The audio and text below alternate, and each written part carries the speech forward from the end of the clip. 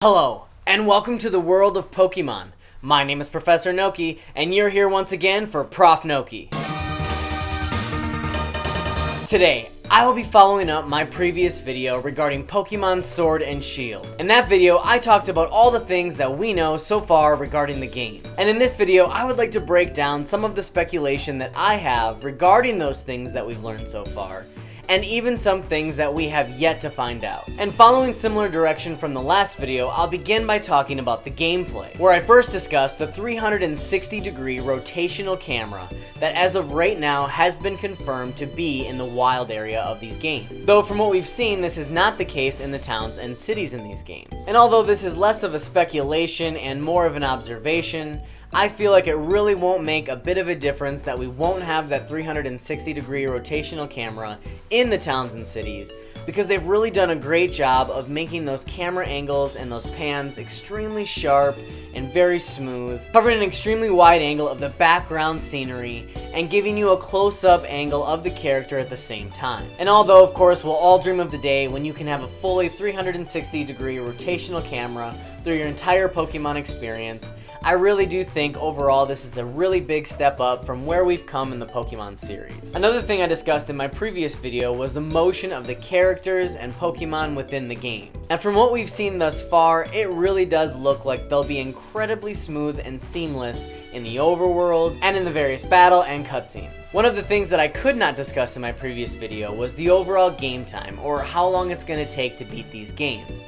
Because of course, as of right now, we have absolutely no idea. Considering that the typical Pokemon game takes anywhere from 40 to 60 hours if you're just looking to play through the game straight through, and depending on your level of involvement and skill and whatnot, I feel like these games could probably comparably take about 60 to 80 hours or more. And that's just considering the overall storyline and the traveling from the beginning to the end of the region.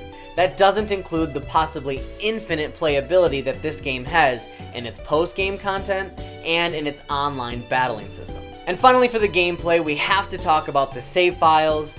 As of Let's Go Pikachu and Eevee, we saw for the very first time they included multiple save file functionality for a Pokemon game, and I really do feel like in these titles, and probably every title hereafter, this will become a staple in the Pokemon games. Though on the flip side of things, a point that a lot of people are a little contentious over would be that they'll probably never add the cloud save functionality to these games for the purpose of hacking and overall corruption of the save files. But for now, I'll be more than overjoyed that I don't have to buy 5 different copies for my household. Up next, we have one of the most highly debated and controversial topics of this game thus far, and that would be the graphics, which to me absolutely blows my mind considering I have never seen a Pokemon mainline RPG game that has looked this amazing. Especially when you consider the last legitimate entry to this series was Ultra Sun and Ultra Moon, and the quality that those games had. This is an amazing step forward. And although I really do believe that the trailer that was seen at Gamescom in Europe probably does show us the games as about buttoned up as they'll probably become, and I truly don't think that there's anything wrong with that, as we've seen so many improvements made to the general overall quality of the Pokemon, the characters, and the various assets in the overworld. The more I've analyzed the gameplay footage and the trailers we've been receiving, the more it's become apparent to me the absolute phenomenal quality and time that has been spent to make sure that these Pokemon games are the highest graphical quality that we've ever seen them in. And I really don't feel like I'm exaggerating when I say that these games are truly among the scope and scale of those like Breath of the Wild and Mario Odyssey. Games that ultimately redefine their franchises and the genre of their games. Not only for the gameplay itself, but also graphically. And now for the returning mechanics, where we begin with those from the overworld. As it's pretty much already been established at this point, there will be some form of replacement for the brand new Pokeride feature that was introduced in Generation 7. Now, whether that's closer in similarity to the Pokeride feature of Alola, or the riding Pokemon from Let's Go Pikachu and Eevee, or maybe even the Pokemon Soar capabilities from Alpha Sapphire and Omega Ruby. Either way, it's absolutely certain that there will be some form of traveling capability to get through the various obstructions in this game. Following that up, we have following Pokemon, which is probably something that everybody has just completely written off by now, but I still have this deep that tiny little hope inside of me that they will actually include this in the game and have excluded it from all of the trailers thus far, specifically so that they can ultimately surprise us later on. I'm not absolutely holding my breath on this one, but I'm just saying it would be really cool to see this returning feature, and the fact that they already have all of the Pokemon models programmed for the overworld would, at least in my mind, indicate that it wouldn't be too difficult for them to include this as well. Another returning feature that I personally would love to see would be secret bases. And maybe in this game they could take it even a step further and make it like a secret house or something in one of the urban areas of the game. How cool would it be if you could have your own pad that you could come back to and decorate and rest at, and maybe even have some of your Pokemon hanging around? Anything to add immersion and interactiveness to these games would be absolutely welcome. And speaking of which, another mechanic that I would desperately hope would eventually return in some Pokemon game would be the Pokeball crafting mechanic of the second generation. It was so cool to travel through the region and find apricorns to be able to take back and have developed into your very own customized Pokeballs. And finally, for the returning overworld mechanics that I anticipate seeing in these games, I truly do think that there will be some form of island scanner, Pokefinder, Pokemon Radar-esque app that'll be included in with your Rotom phone. With the region of Galar being so absolutely expansive, and there being the inclusion of various dynamic weather that'll have certain Pokemon popping up at certain times, and a wild area in general that'll be so extremely difficult to navigate and find specific Pokemon in, it would just seem obvious that they would include a returning feature such as this. And kind of along the same vein, but very different in scope, I truly do think that we'll see the return of those quirky, situational overworld battles like Sky Battles from Generation 6. The Galar region has such a diverse landscape that it seems like it would be easy to include a wide variety of these very unique and specific battle situations. And now we head to the returning Pokemon mechanics. And firstly, I really do believe that we're going to see the return of some form of catch combo or a mechanic like it, which will increase the odds of catching shiny Pokemon, rare Pokemon, and Pokemon with specific stats. I also do believe that we are going to see the inclusion of brand new evolutionary methods. There have been so many different methods that Pokemon has introduced through each generation to help Pokemon evolve along the way, and I don't think that the Galar region is going to be any different. I'm sure, like in past games, certain Pokemon are going to evolve based on the specific locations they're in, the items they've held, the moves they know, or as I just stated, brand new methods that we have not even fathomed yet. And finally, for the returning Pokemon mechanics, would actually be the continued exclusion of a Pokemon mechanic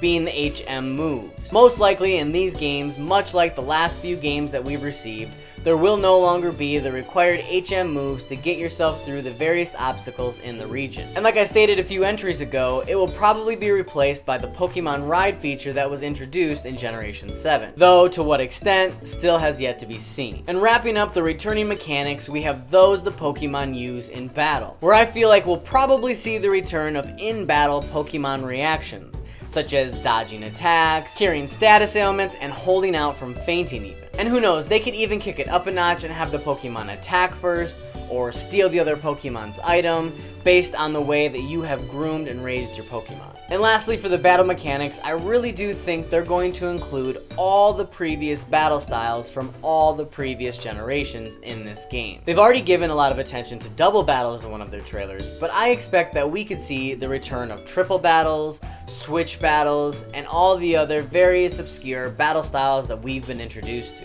I don't think these will be very commonplace, however, they'll probably be peppered throughout the region as a reminder of all the different ways that people battle their Pokemon. On now we move to the new mechanics, and again for those in the overworld. And we'll start with one that I briefly mentioned before, which is the Rotom apps, which I do feel like will be developed by an in-game company that you'll actually be able to visit and have interactions with, much like with the Pokemon Watch and Pokefinder from past generations. These new Rotom apps will probably tie into many of the other game's mechanics, as well as help you sort out all sorts of problems along your journey, and maybe even include mini games that you can download and play with your Pokemon. Next, for a very related topic, for the Rotami stations located in every Pokemon Center throughout the region, which I do believe will play a lot more of a vital role than just being a Pokemon storage facility and an area to access your Pokejobs, where I feel like it'll play a very similar role to the Pokemon Pelago of Alola, where you'll actually have access to other areas of the game for entertainment and use for the development of your character and Pokemon. Though on the topic of Pokejobs, I also do believe that these will not simply be interactive through the Rotami device, but also will be physical locations that you can have access to. In the Japanese trailer, they showed many of these locations in physical form, leading me to believe that you'll actually be able to visit them and have interactions with them directly. In my last Sword and Shield video, I covered one of the new mechanics that I was absolutely ecstatic for, which was camping, which I could honestly see taking place of the secret base mechanic that I listed previously in this video. Though the camping mechanic will probably also include some form of Pokemon Refresh-esque type of mechanic to it, where you'll be able to groom and cure your Pokemon of status conditions and the like, while also building a close bond with your Pokemon, possibly raising its friendship or happiness. And as we originally heard through various rumors, and actually got to see a bit of a hint of through the trailers and various gameplay, it does look like there will be a cooking feature added to this game, where you'll be able to compile raw ingredients scattered all across the overworld, and also purchasable in markets. The ability to cook to your Pokemon, I'm anticipating, probably increases the Pokemon's base stats or gives them some form of enhancement in battle. Next, we have the brand new massive mechanic of Gigantamaxing. And as it's been made very clear, Gigantamaxing will be limited to a very few select Pokemon. And although I do believe there will be some older Pokemon thrown into that mix for fanfare, I do also think that the majority of the Gigantamax Pokemon will be brand new Galar Pokemon. And speaking of brand new massive mechanics from Galar, we have the raid battles, which essentially have already hinted at this. However, I fully believe that they're going to utilize these raid battles much like they do in Pokemon Go, with awesome special events specifically planned around holidays, specific days of the year, and dates that are important to the Pokemon community. In the previous video I made, I discussed how this was the very first Pokemon game that included real-life background battle scenery, which is to say that if you were about to go into a battle and there was a house off to your left before you did so, when you entered that battle, the house would still be on your left as you battled your opponent. In previous Pokemon entries, this was not the case. It was simply a standard generated area that looked somewhat similar to the area that you were in. And I feel like Pokemon Sword and Shield could take this a step even further, and during the storyline cutscene elements, could actually blend right into the battle scene seamlessly, much like how games like Mortal Kombat have done. And finally, for the brand new overworld mechanics that I anticipate seeing in these games, we have the urban area, which was something that was rumored a while back and really hasn't been talked about ever since. This rumor described that much like the wild area, these games would include an urban area that is located at the very top of the map. Essentially, the megacity that you see at the top of the map would be a sprawling metropolis with wild Pokemon wandering everywhere, especially the ones that already really love to live among human communities. And I am absolutely hoping and dreaming that this rumor is true. I think it would be such a cool mechanic to have in these games, and a really awesome way to tie out the brand new wild area feature that they added. And up next, for my speculation of what we could see for the brand new Pokemon mechanics. Starting with the fact that I really do believe they're going to introduce brand new ways to bond and interact with your Pokemon outside of just the general Pokemon refresh that we've had in the past. Like I said before, I really do hope and anticipate that there'll be some form of mini games here, as well as a lot of depth and interactiveness to the Pokejobs mechanic, and probably even more features that we have yet to see. And lastly, I could see them introducing a brand new breeding mechanic. Maybe this could be similar to the hot springs from the Pokepelago in Generation 7, or even the incubators found in Pokemon Go. Either way, I really do think there needs to be some form of fast-tracked way to be able to breed your Pokemon, as there's a huge community of Pokemon fans out there that absolutely love this feature of the game. And finally, for my most anticipated, or hoped, mechanics to see in these games, we have the battle mechanics. Where first, I would absolutely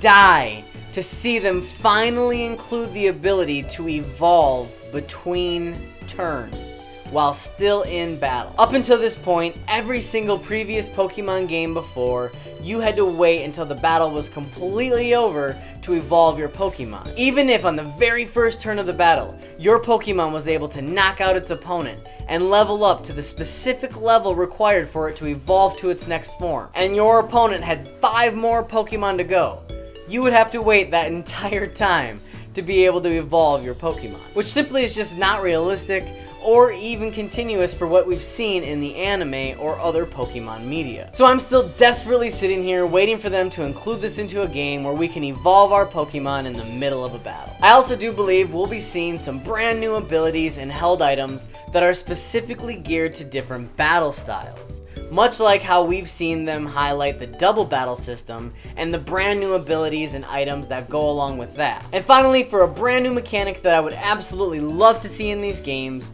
and one that I have to give credit to Loxton from Noggin for, would be the crowd cheering mechanic, which essentially is that based on the crowd's excitement or displeasure in the way that the battle is taking place, the Pokemon's morale could be directly affected, raising its attack, or defense, or speed, or evasiveness. They could even take it as far as having your reputation and standing in the gym challenge affect the overall way that the crowd reacts to you in battle. And really taking a look at this, it very well could be probable, considering Team Yell is seen in the background of many battles trying to cause specific distractions and obstructions to your battle. Moving along, we have the features of this game, where I first speculate that the scale and scope that we've been shown thus far by the regional map is definitely not an indication of actually how grand the region really is. And this is very indicative when you watch through the gameplay footage of the very first town that you travel through. On the map, some of the buildings are noted, and you're able to grasp the general size of the area.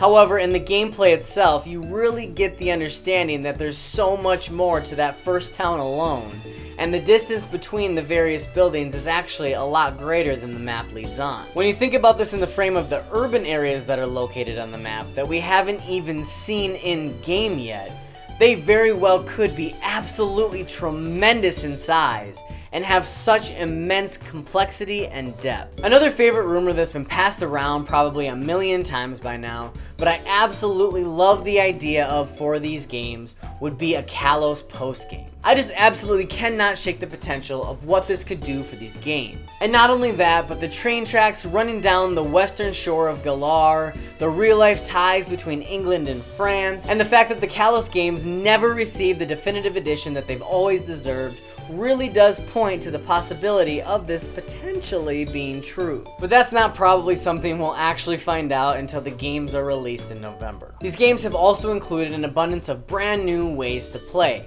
including the Gym Challenge. Judging by the overall map that I've analyzed a few times, it does seem like there very well could be a few missing gyms. Now, this either means that the gyms are buried amongst the urban cities of the game, or maybe there aren't entirely 8 gyms to complete in the region. Maybe kind of like with Alola, they're gonna switch up the formula a bit, and there'll only be maybe 5 or 6 gym challenges to complete. Also very different in this game from previous games would be the Champions Cup. And unlike in previous games, I could actually see Pokemon Sword and Shield requiring you to really defend your title against competitors. Maybe they could do it in some form of timed out yearly event where all of the returning challengers that you fought off before come back to try to take you on and reclaim that position of champion. And lastly, for the brand new ways to play that we've seen so far and that I can build further speculation off of, would be the MMO-like multiplayer functionality that we've been introduced to. And outside of the raid battles and general exploration that we already know of, I truly do believe that we are going to see more ways to play together in these games. Whether it be some form of side quest that you can go on, or some form of catch combo that you have to complete together. And this is the first time that Pokemon has ever tried to do such a thing in their games, and I really do think this could shape up to be one of the coolest mechanics they've ever included. Next up for the features of this game, we have none other than the storyline, where we have seen that this is going to be extremely tied together with the gym challenge. And as thus, I feel like we're actually going to see a flow that's much more similar to the original first few generations of the Pokemon games. And what I mean is that the bulk of your experience in the game will be spent on a solitary, individual adventure across the region, making your very own path along the way. And the elements of the story are specifically peppered into key locations along the way to further advance the plot and character. And truthfully, I much prefer this type of flow to these games. In the more recent titles, it seems like the story kind of takes you along the journey itself, rather than you paving your own way. And with a region as expansive and amazing as Galar looks to be, I think this ultimately was the better way to go. Along with the story, we have the brand new characters that we've been introduced to, including your rivals, starting with Hop, who I really do think will start out as some form of weak or shy character who really doesn't know how to gain their confidence in battle. Though I could see through his travels alongside you, seeing the way that you conduct yourself in battle would ultimately inspire him to become a far greater trainer, maybe even being able to take on the likes of his brother. Next, we have Bede, who I mentioned in the last video really does seem to play along the same motif as Blue and Silver and Gladion, who start out as very negative forces, but then after being defeated by you time and time again, start to finally realize that their approach to battle really isn't necessarily the correct way, and that trust and friendship and love is. There's also the extremely mysterious character of Marnie, and a lot of rumors spreading around lately have been that Marnie is probably going to be the daughter or princess to the queen of the Galar region, rebelling against the strict rules and traditions of the royal court. And ultimately, if this ends up being true, I will be so happy because it will add so much depth and complexity to the drive of her character. And it's actually my speculation that we're going to end up seeing even more rivals introduced in the coming weeks and months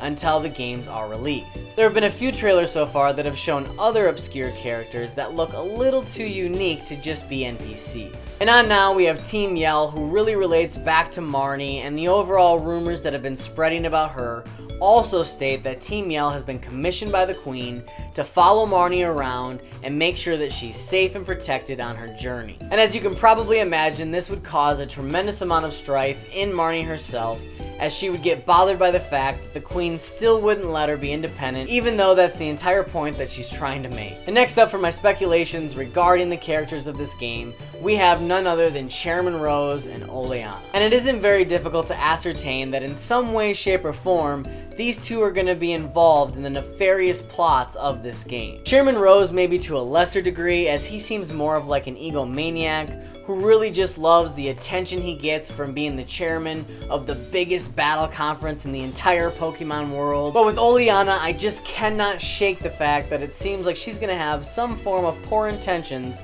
along the events of the storyline. And finally, for the characters we've been introduced to thus far, is Champion Leon. And although a lot of people seem to think that he's involved in some way with the overall evil plans that are in this game, I ultimately don't think this is the case. In fact, I'm really in the camp that I believe he's completely oblivious to the fact that those around him are participating in these evil deeds. And if the rumors that have come out are to be regarded as true, it would seem like this undefeated champion has actually just been set up as a gimmick the entire time, even though he knew absolutely nothing about it. And next up, we have the Pokemon of the Galar region. And in my last video, I specifically left these out because we don't really have that many to go off of yet, and much of the conversation regarding the Pokemon is speculation at this point. I meant to say in the last video that I was going to be leaving them out, and to look forward to me talking about them in this video. However, I ultimately forgot to put that in there. To begin with, we have the Pokemon that we know about so far, and starting with the starters: Grookey, Scorbunny, and Sobble. And although it's really hard to get an ultimate judgment of these Pokemon until we've seen their full evolutionary lines, I am extremely happy with the way that they have developed these Pokemon in the games, and look forward to using each and every one along my journey. With some of the rumors and leaks that have come out regarding these starting Pokemon, it would appear that Grookey is going to eventually evolve into some form of large gorilla playing the drums maybe. Scorbunny will probably evolve into a pure fire type with blazing speed, and Sobble is going to evolve into a spy-themed chameleon. Which, if any of the rumors that have come out regarding these speculations turn out to be true, I would be incredibly pleased with as well. Next, we have the box art legendary Pokemon Zacian and Zamazenta, which were actually introduced in a really cool end of a trailer cutscene video that showed them sparring off against each other out in the woods before an unseen force interrupted their battle. And ever since they were introduced, there's been massive speculation that they very well could have alternative forms based on the way that they acted at the end of the trailer. And finally, we have the newly discovered Pokemon in Galar, starting with Gossifleur and its evolution, Eldegoss. There's also the fan favorite, Wooloo, who's been speculated a lot lately to be receiving an evolution that has some form of play off of the wolf and sheep skin motif. We have Corviknight, Dreadnought, and Alcremie. Yamper, whose evolution very well could be plastered over many of the battle stadiums in the very way back. Roly-Coly, who I'm extremely intrigued to see its full evolutionary line for. Duraludon, Obstagoon, and Morpeko. They've also introduced us to a few new regional forms, being Weezing, Zigzagoon, and Lanoon. Though if I were to make a bet, I'd probably assume that there's going to be even more regional forms yet to come. And through much of the speculation that's been circulating, this will probably only include generations 1 through 4, as we will probably be seeing Diamond and Pearl remakes right around the corner. And finally, we have the Gigantamax forms, of which we've only seen so far Corviknight, Dreadnought, and Alcremie. And as I said before, I do think that there will be some callbacks to older Pokemon, though the majority of these Gigantamax forms will be reserved for brand new Pokemon in this region. But that ultimately completes my overall speculation of the things that we've known so far and what we can draw from it looking forward to the release of these games. And of course, some of these points I absolutely pulled out of rumors or my own inner hopes for what I would love to see in these games, but I thought this would be a fun look at what we could potentially be given in just a couple months. Please let me know in the comments down below what kinds of things you would like to see in these games. Thank you so much for watching, and until next time, this has been Professor Noki, signing out once again for Prof Noki.